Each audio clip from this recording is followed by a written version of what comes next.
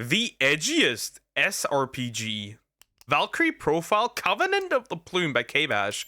As usual, niche JRPGs, though that's an SRPG. Whatever that means. I've never heard that term. I've never heard the... unless it means strategy RPG? I think that's what it could mean. I'm not pretty sure. Anyways, we'll go in. Let's see. Let's see if it's like the other two. Let's see if it's more like the first one or the second one. Dude, look out! Oh! Valkyrie Profile, famous JRPG franchise. Fine. I'll just talk to my... Famous. Famous, huh? Famous. The reason why I'm put off by the first one is essentially really just the fact that you have to sacrifice units. I do not like that. I don't like sacrificing my units. I like having my units. I like having them until the end. That's why I usually also don't really like Fire Emblem. I do like it, but I don't really play it often because the grief is just too big. I don't like to sacrifice my women, my wives. Myself. The first entry is a certified hood classic, violent, technical, cropped, and deliberate. It featured the Valkyrie Lenneth, one of a trio of Valkyries, tasked with saving the world in the face of Ragnarok. The sequel's a late bloomer, but well-loved. It's puffy and complex, even compared to the original, but meaningfully built on the play established in the first. The player controls a mortal possessed by Silmeria, the youngest and most rebellious Valkyrie, in a quest to topple Odin himself. Enter Covenant of the Plume, the lone DS title. That was on the DS. Okay, let's see where this is going again. Well, that's the last of the classic titles. This must be it. Valkyrie Profile 3, featuring the third sister, Hrist. What are you, stupid? Are you dumb? Covenant of the Plume, which I'll be shortening to Coom, apologies, is an SRP. How dare you shorten it to Coom? No, I don't want to play Valkyrie Profile Coom. No! How dare you? Oh no. Crazy. Which might seem strange at a glance, but Valkyrie Profile was always strategic and somewhat technical. Turns out that's not by mistake. According to this 99 dev interview, the original VP title almost ended up as an SRPG itself. That's fascinating considering Coom. The game's not your average genre copycat, not even close, and more accurately... He's actually stuttering. He's actually following through with this. He's actually calling it Coom. That is diabolical. You should try this game. I don't know.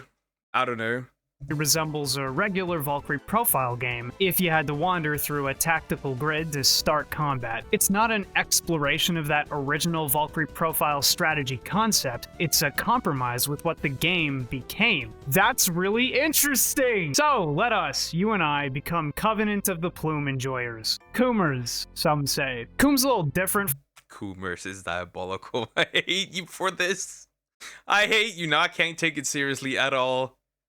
For a VP game, and it might as well be a spin-off, but since it's one of 3 extant games with that logo, and Lenneth shows up, I guess we're giving it a pass. Regardless, there are no playable Valkyries, in the main game anyway. No, you get Wilfred. Hope you like Wilfred! Buddy Boy's a white mop swordy edgelordian, okay? VP was always dark, and arguably 1 is still darker, and less sophomoric, but Coom here really brings the bleeding edge. The Valkyrie. She took my father away from me, all the way to Valhalla. She's pure evil, and I won't stop until my howling blade bathes in Valkyrie blood. Dude, holy shit. Imagine your dad dies and is recognized as a hero by the closest thing to an arbiter of justice in the world, and gets to feast in Valhalla for all time.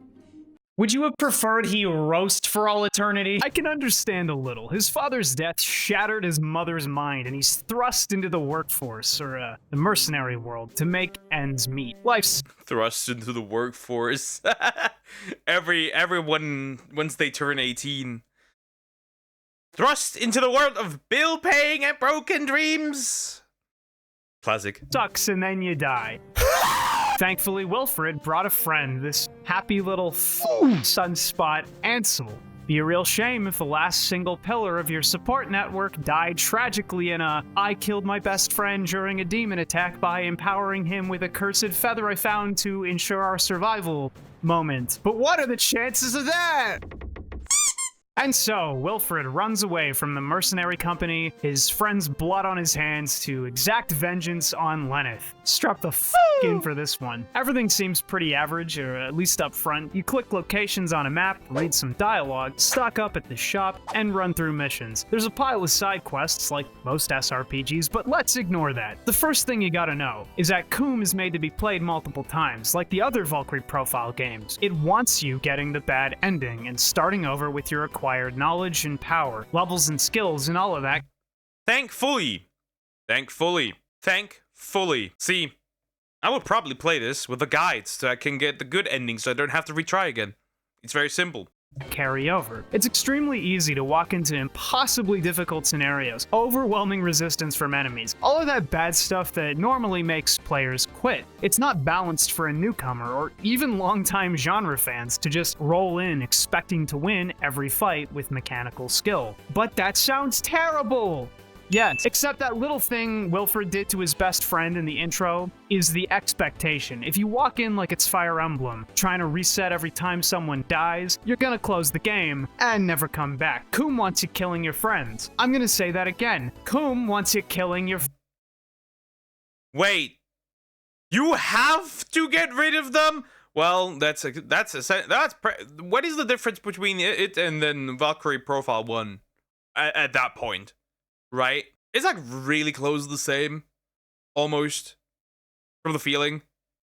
friends. Bleeding fucking edge, dude, yes! That's not exactly accurate. It's more that you'll be forced to draw on that mechanic if you want to progress at all. For now, let's talk basics. Coom kinda schmoovin' though? Unlike your traditional FFTs or Vandal Hearts, I guess, Coom's not about individually powerful units. You still want them powering up as much as possible, but the goal in basically any battle is to move your squad into position, surround an enemy, and mug them to death. Just really let them have it. Could the director be a fellow Yggdra Union fan? Oh my god! The commander's been shot in the eye! And of course, What the heck was that random dialogue? The commander was shot in the eye! Of course, the point, like all of Valkyrie profile combat, is to build up points to dump on special attacks. Okay, but that is a human being doing that. These aren't Einherjar. These aren't the souls of the dead empowered by the Valkyrie. These are men.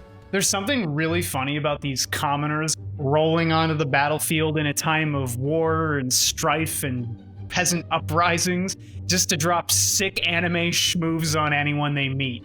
We are gathered here today to mourn the death of John Johnston, who died on the battlefield of Omega Sword Art Rising Phoenix Desperado Strike. Aside from basic attacks, which like any VP game are reorderable in a menu, you want to be powering up with passive traits and unlocking special abilities to increase your move distance. Lots of cool utility stuff, plus the ability to draw aggro. Why is the draw aggro ability stuck in a game like this? Well, maybe you want a particular character to be targeted, I guess. There must be characters that are usually more tanky. So that would be the ultimate way. This genre loves directional attacks, breaking enemy formations, protecting squishier, high-damage units. Why is it stuck in the Valkyrie Profile spin-off game? No, it's fine. I'll be staring at walls for a while. Now, I've been trying to get into this thing, but Coom's a little strained. It's edging up to the greats, but not quite getting there. Why is that? Well, the stages are mostly varied with little walls and obstacles. Elevation isn't super important, but it gets used for choke points on occasion. The problem is when the CPU doesn't do anything or can't attack, and you can barely attack, and you're just trying to push through a roadblock, and the game goes from fast and frenetic to So the auto movement of the enemies is stupid. Oh, I know another game where enemies moving stupid is very special. There's this one small wild zone in ZA where the enemy, the Pokemon will just fly and walk under the scaffolding. And obviously, if they're too big, they will get stuck there, and then you can't get to them. It's frustrating and annoying. Same energy here, I'm assuming.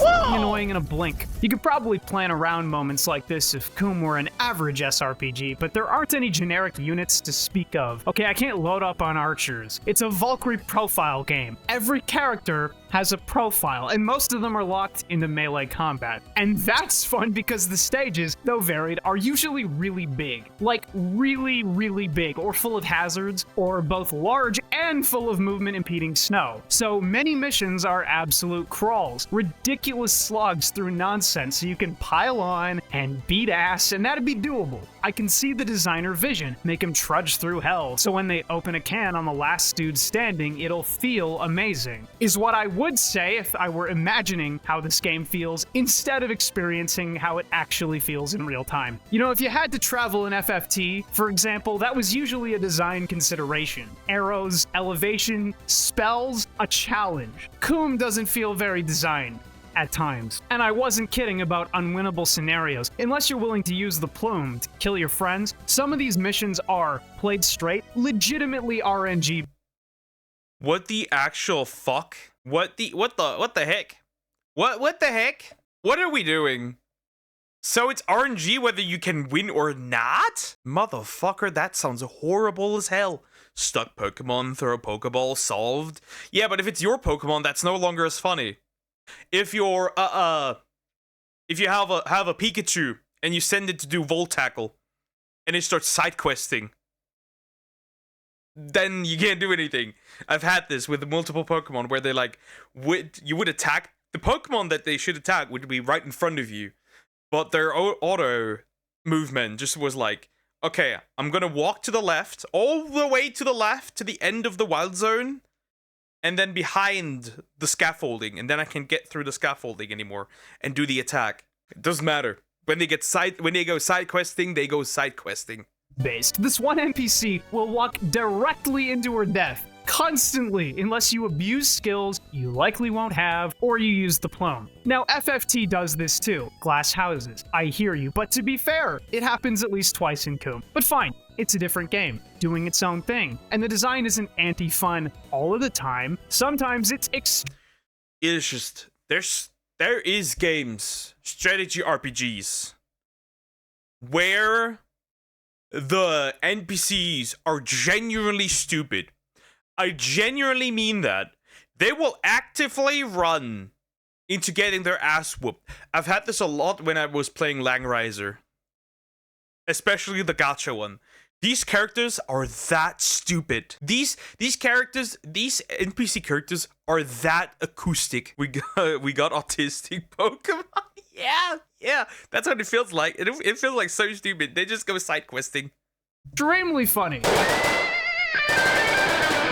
What's with edgy mechanics? Beware, power unlocked by darkness will claim its vessel's life at battle's end, which yet invoke the plume. the plume? Using it ensures a unit will die at the end of a mission, but it also powers up that unit to truly godly power levels, making them superhuman. You can practically solo levels using it. I think that's just hilarious from a design standpoint. Like, first and foremost, this is a tactical game, but if you don't want to engage with those tactics, or can't because the design is too sharp for your first run of the game, well, just burn up one of your friend's souls. Had a heartfelt moment or saved their life? Who cares? Just sacrifice them. Problem solved. Oh boy, this is a game. I can tell that this is truly one of the games. Oh no. They're just tools at your disposal. Like, you're made to do this and encouraged to if you want to see every ending, especially the good ending. I'm thinking that might be why the game ain't all that popular. Now remember, Coom is very dark. Wilfred is a broody boy, so you're not just trying to defeat your enemies, you have to drop the base, rack up the dam, overkill them into oblivion, and skull their corpses. God, sorry, I'm trying to do a thing. Just you. You don't just want to win, you need to deal excessive damage. Overkill enemies, which makes sense. Valkyrie Profile was always about stacking hella combos and dropping fat specials. It's a great thematic way to work with pre-established mechanics, alongside a newfound narrative conceit. But you do this to gain sin points. Sin points. Mind-blowing. Once you're the sinningest boy, the person who gave you the plume, Hell, the Queen of Niflheim, the underworld. Yeah, I was already expecting for this woman to somewhere show up at this point. What is with these games just loving to pull out Hell? Fire Emblem does that too for the gacha for Fire Emblem Heroes. I'm not surprised. Yeah, sin points. Sin points, very interesting.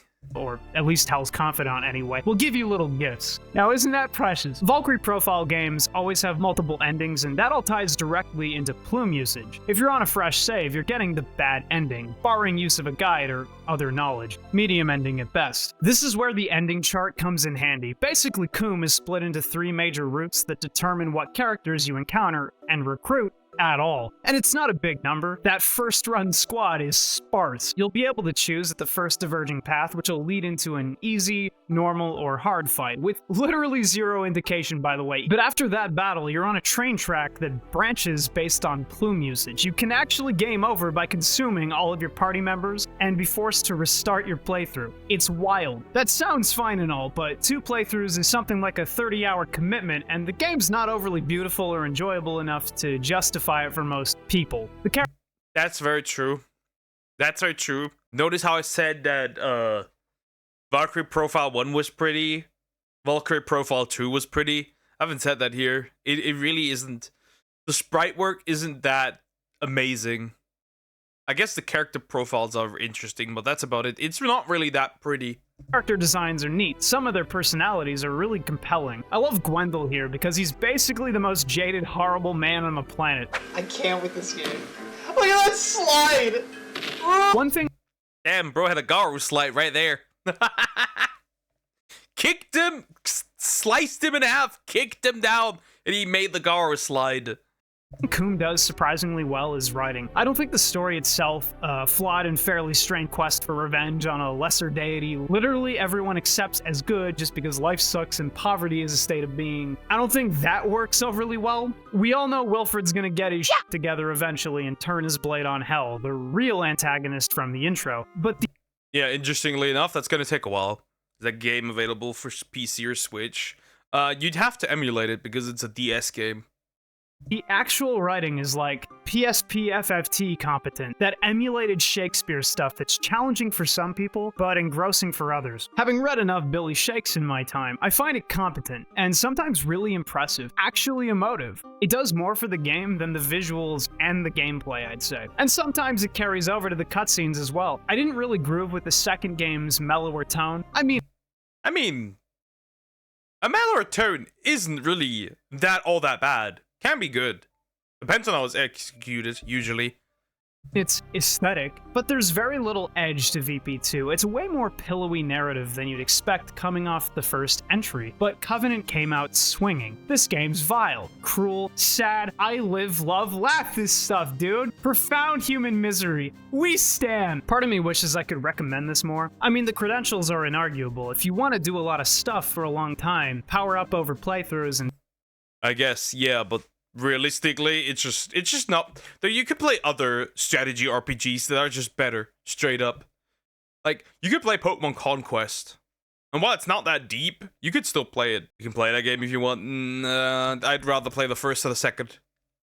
basically take your little human goon squad to godly levels. Sure, that's all there, with plenty of endings and side quests and things to do. It's a surprising amount of game for its size, and like any Valkyrie profile title, there's a bonus Seraphic Gate mode where you can select your squad and challenge the sick and twisted designers who masterminded it. The real conflict I'm having is over its place in the Valkyrie profile lineage. On one hand, yo, video games! On the other, I don't know if it's good enough. So what does Coom do to earn its place? It emulates the other VP games in all kinds of ways: the aesthetics, the item names, the special attacks, and the fundamentals of combo combat. It isn't trying to be wildly different, just branch out slightly. I mean, the real functional difference is making your characters walk. You know, adding 3D space. I have a feeling longtime fans might be turned off by the handheldness of the game. It's not this premium main console piece, it's a side thing. And it's not written so well that it's life-changing, so really, what's the draw? Well, arguably, and only if you're interested in the lineage of the games, Coom has a greater narrative relevance to the original than the sequel. That first PS1 game was all about selling a broken, tired world on the brink of total collapse, and it dramatized the lives of mortals at the expense of the protagonist's screen time. That's a pretty powerful concept, and 2 didn't really build on it. It diverged and made basically everything about the protag and her friend group, and fleshes out the world. Coom picks up that old thread again with the I fight for my friends. Simply put, Yeah, okay, then it has a little bit more relevancy story-wise, but does that save the game? Does that save the game? Yeah, I don't think these games have anything to do with it, because this is Valkyrie Profile, not Valkyrie Elysium. I don't think these games have anything to do with each other. A mortal main character, a wide array of nobles and commoners, and it works pretty damn well as a war story. Something that feels natural for Valkyrie Profile because war threads its DNA. But it goes beyond that. Wilfred isn't a fantastic protagonist. Not really, but he is subversive. He's melancholy, brooding, miserable, edgy, yes, but way more fun than early game Lenneth. Way more interesting than Alicia, for the most part. If only because he has the agency to do bad things. And he's directly looped into the conflict. That's all great and nice, right? That's all great and nice. He's a good character, but can you goon to him? That's a different that's a really important question. Is he a hot baddie? He's probably not, I can tell. Not just the quest for revenge against Lenneth, but the human conflicts the games often gloss for their relative irrelevance to the gods. I wasn't always impressed, but some of the scenes are memorable, compelling drama. I will say that Coom fumbles the bag at times. Sure, Wilfred will act on occasion, but way too often he's stuck, standing stock still while two other characters kill each other, or go through trauma and he's there, 3 feet away, like... As for the endings, spoilers by the way if you care, the early ending has Freya flying down to Midgard and bopping you on the head. The bad ending, as you'd expect, involves a battle with Lenneth, but Wilfred ultimately fails to kill her soul, and Hel exacts the price of her aid by taking Wilfred to Niflheim. Everything was for nothing. You were a pawn. It sucks that the player should see this ending coming from the intro, but can't meaningfully avoid it on a first play. Kinda shoots the game in the foot, capping enjoyment like that. In the normal ending, Wilfred's dad confronts him because he's an Einherjar in Lenneth's service, and he ultimately sacrifices himself to save Will from eternal suffering in hell. Okay, not happy, decidedly miserable, but Will learns something. We witness a horrible tragedy. Not bad! The good ending, the hardest ending to get, naturally involves Will battling with a lesser deity to save his soul and set the world right. These are all kind of limp by comparison. Lenneth literally ascends to God of Creation status in 1, and Alicia becomes the strongest being in the universe at one point. Will's just the guy with a magic feather and anime moves. It tries to cap off the political B-plot that runs through the game, which is easily the more compelling story, but it ultimately steps aside so Will, who's deeply embroiled in all of it, can cleanly and safely extricate himself from the good stuff to do the stuff the plot demands. In that sense, the ending doesn't really matter. The real drama of lives lived in Midgard is always unfolding and wraps before the final battle. Interesting. Okay, let's see where this goes. It's available on Switch. New game Valkyrie in 2022. Yeah, but I'm from what I've googled real quick, and from what I've seen, it isn't that good supposedly. Will's fate is a footnote in a much grander painting, ultimately left neglected. But Coom still takes time to show how his life, and the lives of his mother and sister, pan out after the quest. It's the kind of story that feels, genuinely, like it could have used a little less direct godly presence, and more guidance from unseen forces. It could have been really compelling in a mysterious way that wasn't so definitive with its good and evil axes. A human story about fate and how the very powers Will seeks to destroy aid him in unseen ways until the truth is cryptically revealed. But now I'm writing fanfiction about a game that doesn't exist. I guess that means Covenant actually got me a little, huh? In the end, Coom lacks the raw quality of 1 and the scope of 2, but it's a game that goes in a couple of tiny squares and works. What more can you ask for?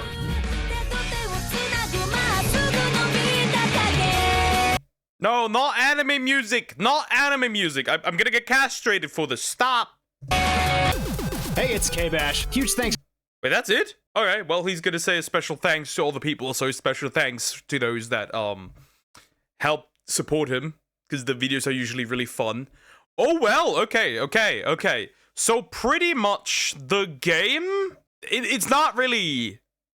If you are interested into the story, then you can play it, and it adds more to the story than the second one, but it misses on quality aspects. Sometimes, obviously, it also misses on how it looks. It's, like, weird that a PS1 game, that it's not, like, looking at how good some of the DS games are, I I'm assuming that it also doesn't really look that good. There's some really good looking DS games with incredible sprite work. I have to say that. So yeah, interesting. Yeah, it misses on a few spots. Then it misses on a few spots, and I think like a lot of people don't really like games where you have to sacrifice your characters. And here it's even worse because you have to actively sacrifice them. Right? They don't die because like you have to send them to Valhalla. They die because you stab them. I guess. Anyways, like, comment, and subscribe.